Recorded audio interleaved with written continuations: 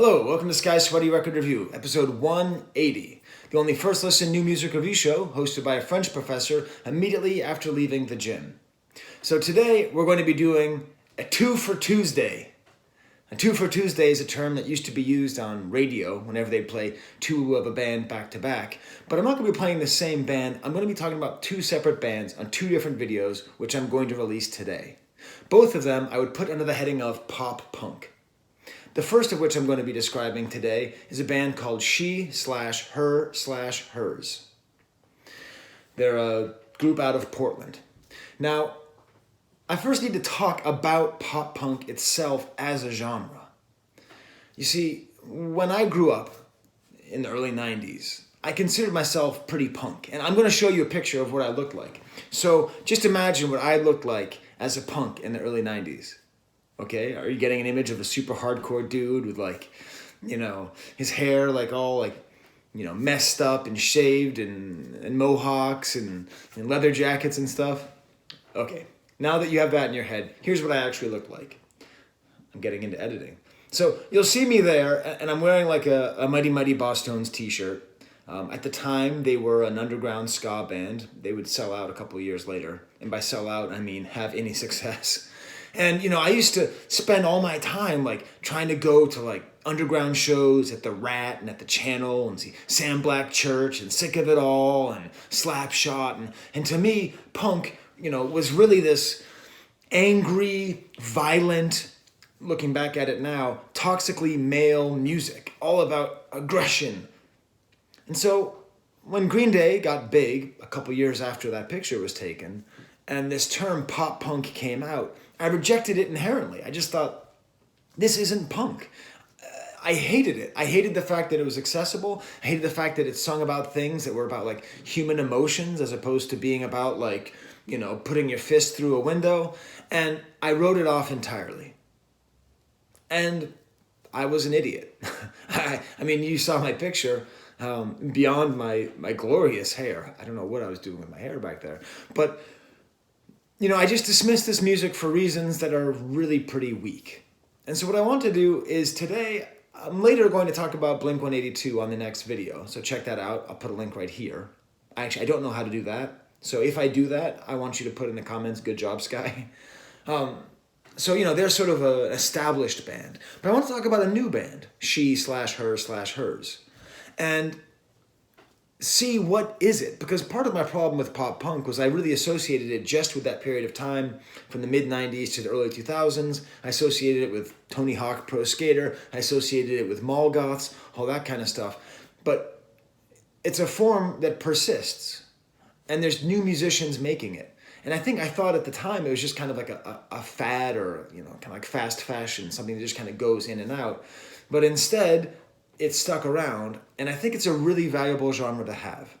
And this EP, 11 minutes long, this video is going to probably be longer than the whole album, is really worth a listen, because I think it shows the power of pop punk and what it can do.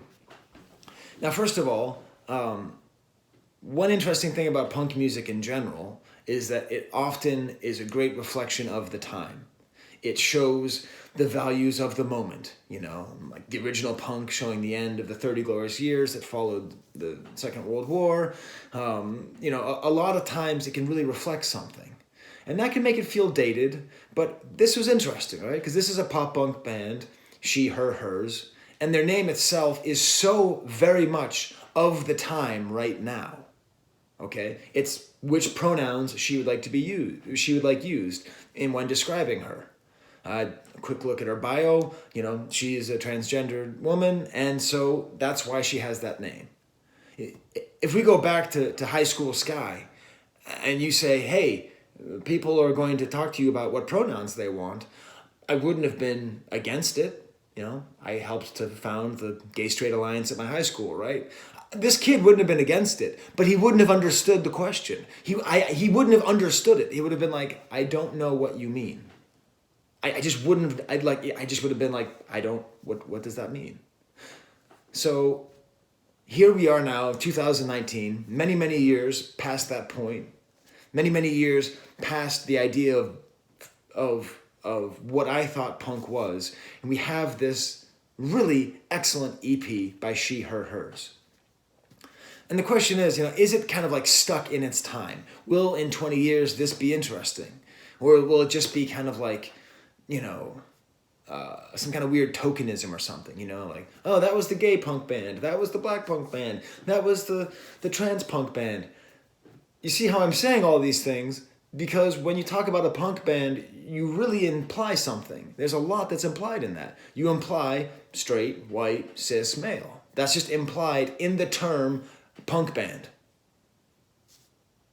So what if there was someone out there whose goal it was to destroy that? Shouldn't we encourage that? Shouldn't we listen to it? And shouldn't we pray that the music that they make is good? Well, that's where we get to this EP, Kill the Boy Band, by She, Her, Hers. Lyrically, it's a great song. It's all about the misogyny of punk music and the misogyny of the punk scene. I mean, she starts it off beautifully with like the image of a girl being given a sweater so that her boyfriend can go in the mosh pit. Just awesome. I mean, the thing is with a name like She, Her, Hers, I was maybe expecting something a little bit too preachy, a little bit too on the nose. Please don't pay attention to the zit on my nose. What am I, still in high school? Like these kinds of details. It's just so beautifully seen, that she lives in this scene and that she observes it and that is exactly what happens. She sings about the songs that she sees at a punk show. Is this about a girl or a car? I can't tell the difference. And oh no, that was a previous band. And they're all the same. And so what I'm going to do is I'm going to play for you sort of the most emblematic part of the song, the most typical part of the song, where she goes in and expresses her frustration at the homogeneity of the punk scene and of punk music. Okay? And we'll talk about it afterwards. So here is Kill the Boy Band by She, Her, Hers. This is about 1 minute and 20 seconds in.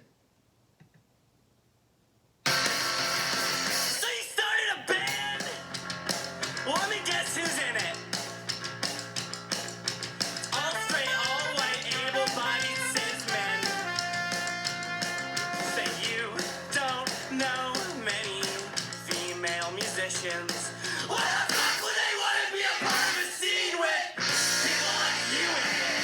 You just started an all-male punk band, you might as well play country. That's not a thing I've been done in every show in every fucking city. Here's the chorus.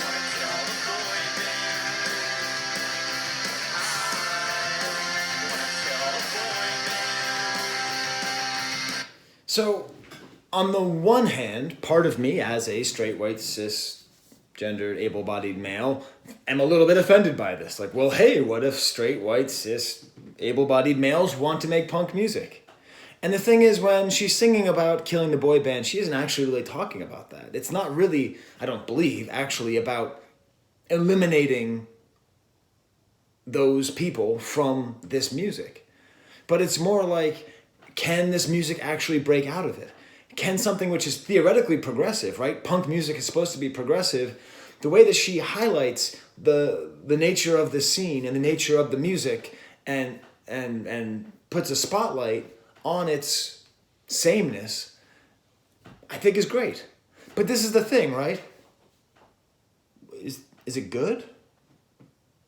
Is it good? Is this good music?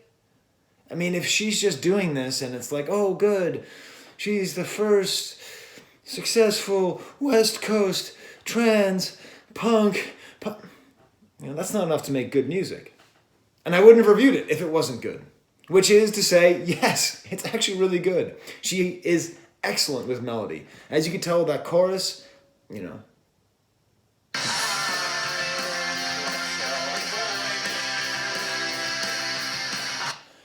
it's really well written. She has a nice kind of shaky voice. Often with pop punk, I find the voice is too clean, too clear. In this case, that's not it. Wonderful usage of horns. Later on in this song, there's going to be this great breakdown where there's like the horns are playing and it's going off the guitar. And even on the next track too, the spaces in between, she does just another great song with another really excellently written melody, another wonderful end part where there's like these horns going, kind of driving guitars like da da da da da, and then a bunch of horns. The third track, not quite as good. The execution of all things, it's okay. It's a little bit more of a filler. But what happened was, I listened to these 3 songs. The third one didn't impress me that much, and then Kill the Boy Band started over again, and I was just like psyched. I was so happy to hear the song again because it's so good and it's so catchy. So there it is. Kill the Boy Band, EP by She, Her, Hers. It's worth listening to as a reflection of the moment, but even better, it's worth listening to as music. Apparently there's a dog outside. Bo! Bo, would you stop it? I'm trying to record a video. Bo! All right. I think he wants to kill the mailman. Dun-dun-dun. That's a bad joke. Okay, well, stay tuned for the next Pop Punk 2 for Tuesday. It's going to be about Blink-182. Similar themes. You might see that picture of me again. There's the camera.